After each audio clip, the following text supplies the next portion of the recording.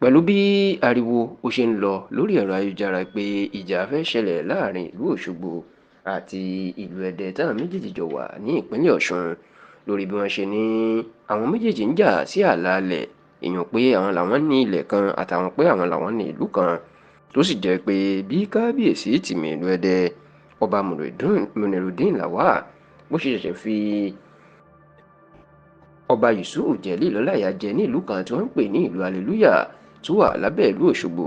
ìlú tó rú náà jà náà sílẹ̀ pé ìlú Ẹdẹ wọ́n fẹ́ máa fi ipá gba ìlú kúrò lábẹ́ ìlú Òṣogbo, tó sì ní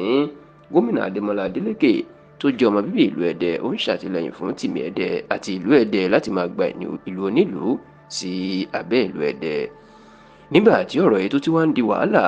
tó ti ń di táwọn èèyàn ń gbé kiri tán sọ̀rọ̀ nípa ẹ̀, ó ní tìmì ìlú Ẹdẹ ló máa gbéra lọ sí ààfin Àtaọjà ìlú Òṣogbo ọba Jimoh Ọlánìpẹ̀kun Oyètúnjí ni ló máa gbéra lọ sí ààfin ẹ̀ lọ́jọ́ Ẹtì tí í ṣe ọjọ́ Friday ọ̀sẹ̀ tí ó kọjá yìí,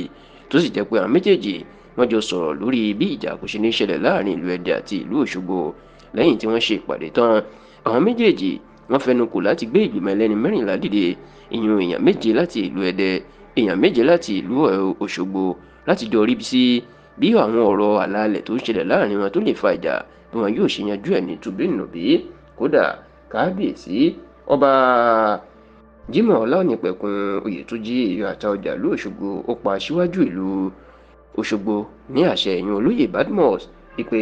kó rí i pé ó lọ yan àwọn èèyàn tó jẹ́ ọmọ ìlú Òṣogbo pàtàkì sínú ìgbìmọ̀ náà tí wọn yóò sì ṣiṣẹ́ tó tẹ́ gbogbo ìlú Òṣogbo lọ́rùn dáadáa.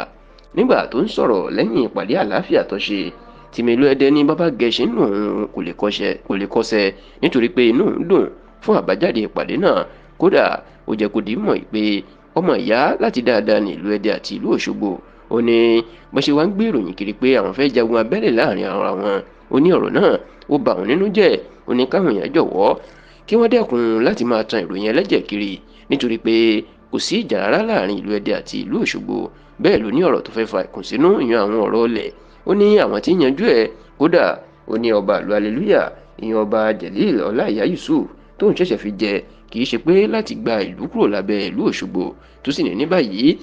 àwọn ti yanjú ọ̀rọ̀ tán o, àti pé ọ̀rẹ́ táwọn súnmọ́ra wọn ìní wọn àti Àtaọjà Òṣogbo, tó sì bẹ gbogbo àwọn oníròyìn pé ká jọ̀wọ́ ká bá wọn pariwo sí gbogbo ayé pé